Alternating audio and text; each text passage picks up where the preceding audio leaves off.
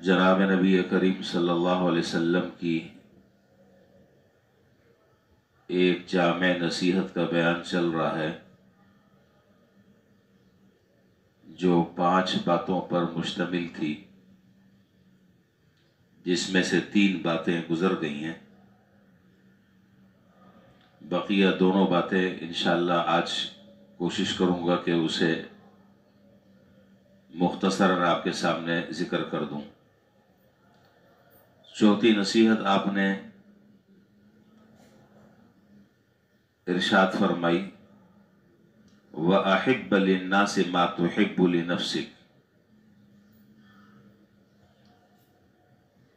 और ये नसीहत एक ऐसी नसीहत है, वैसे तो हर नसीहत इंतहाई जामे दुनिया और आखिरत के एतबार से काफ़ी और शाफी, लेकिन अगर इस नसीहत पर अगर आप गौर करें तो माशरत के जितने भी अहकाम हैं वो सारे के सारे अहकाम इस एक जुमले के अंदर आपने समो दिए हैं और जमा कर दिए हैं। अल्लाह तबारक व तआला ने, ये बात अच्छी तरह समझ लीजिए, अल्लाह तबारक व तआला ने हमें और आपको जो दीन अता फरमाया वो दीन सिर्फ अकायद और इबादत तक के महदूद नहीं है। मामलात, मुआशरत, अखलाकियात, ये भी उस दीन का उसी तरीके से हिस्सा है जिस तरीके से अकायद और इबादत दीन का हिस्सा है। इनमें तफरीक करना या इनमें फर्क मरातिब का लिहाज रखना या इनमें दरजात अपनी तरफ से मुतय्यन करना, ये जनाब नबी करीम सल्लल्लाहु अलैहि वसल्लम के उस लाए हुए दीन के साथ ये खुली हुई ज्यादती है।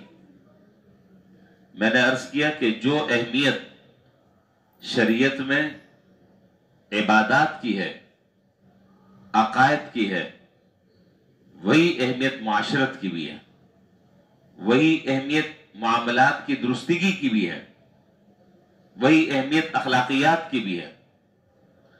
और माशरत का एक बहुत बड़ा हिस्सा है, बहुत बड़ा हिस्सा, अगर उसे समझ लिया जाए तो पूरी मुआशरत पर अमल करना आसान हो जाएगा। और यह हदीस उसी से मुताल्लिक है।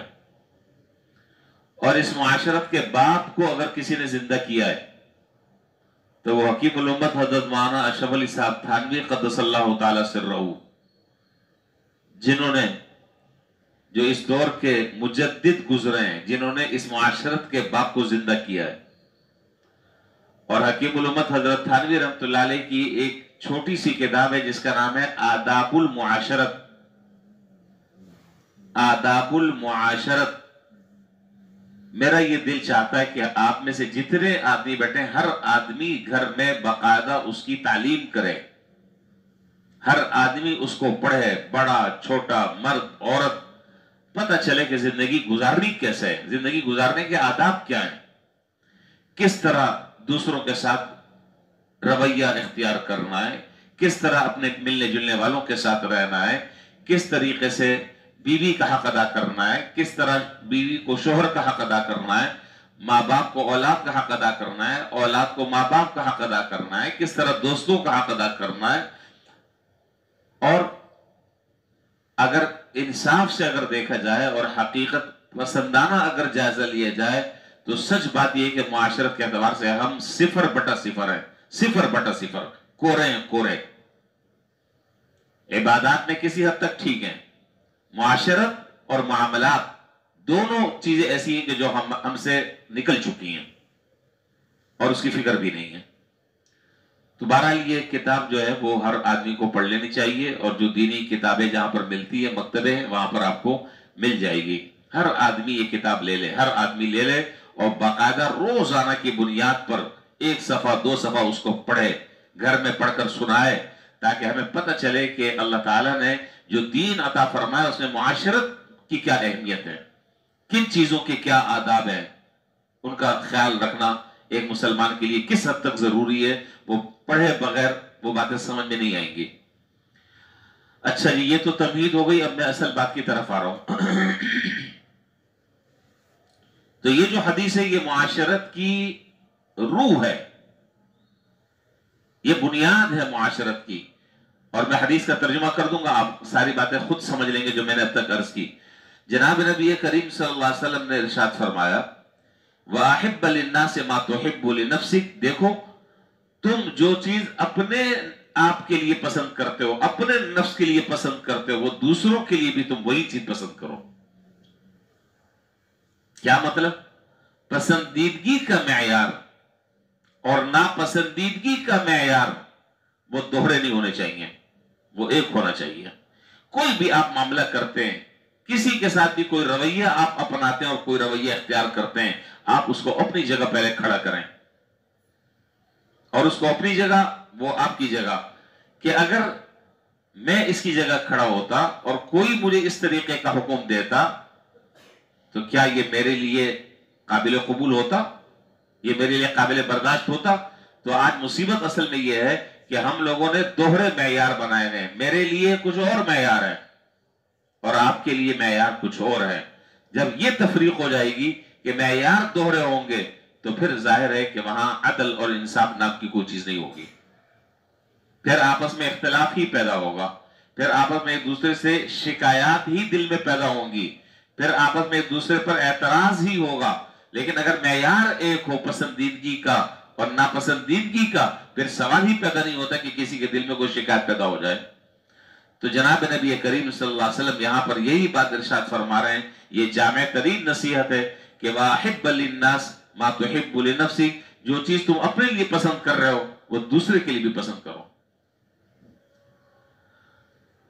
تو اب اس میں اگر آپ حالات کا جائزہ لے کر اس حدیث کو اگر آپ دیکھیں اور اس کا جائزہ لیں تو بہت ساری چیزوں میں آپ کو بے اعتدالی نظر آئے گی، بہت ساری چیزوں میں بے اعتدالی نظر آئے گی، اپنے لیے کچھ اور دوسرے کے لیے کچھ، یہ نہیں ہے، یہ شریعت کا قاعدہ نہیں ہے۔ معیار ایک ہونا چاہیے، پیمانہ ایک ہو، آپ کے لیے بھی وہی ہو، دوسرے کے لیے بھی وہی ہو۔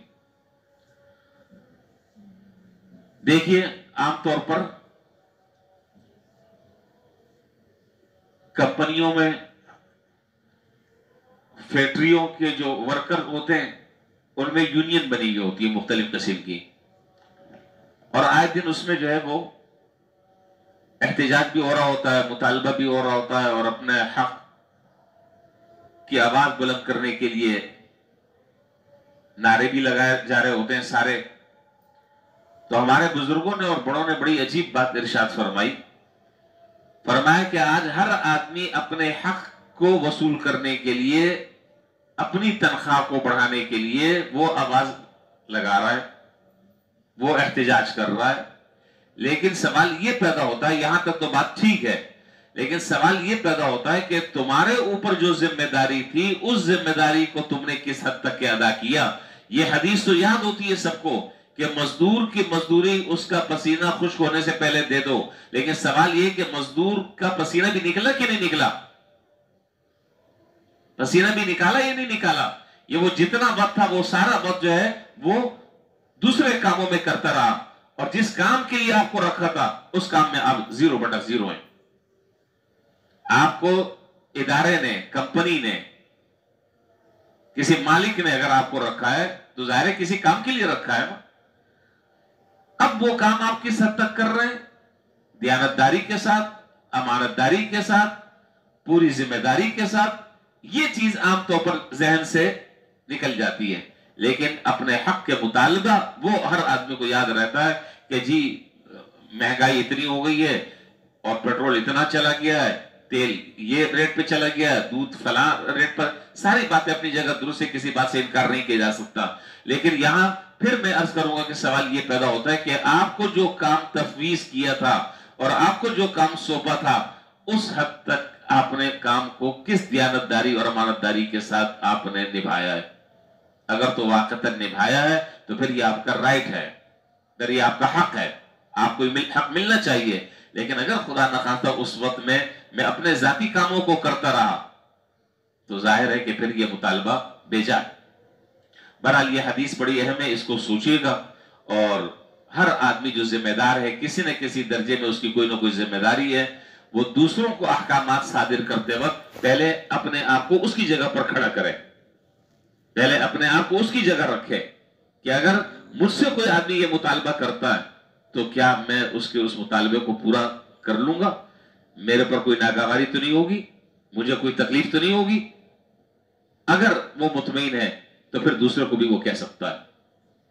تو بہرحال یہ ایک حدیث ہے اور جامع ترین حدیث ہے، اس میں بہت ساری چیزیں ہیں، اس کو سمجھ لیں۔ باقی معاشرے میں بہت ساری مثالیں، ان مثالوں کو اس حدیث پر فٹ کیے جا سکتا ہے، اس کے بارے میں گزارشات بھی کی جا سکتی ہیں، اپنا اظہار خیال اور اظہار رائے بھی ہو سکتا ہے، لیکن وقت اس کی اجازت نہیں دیتا۔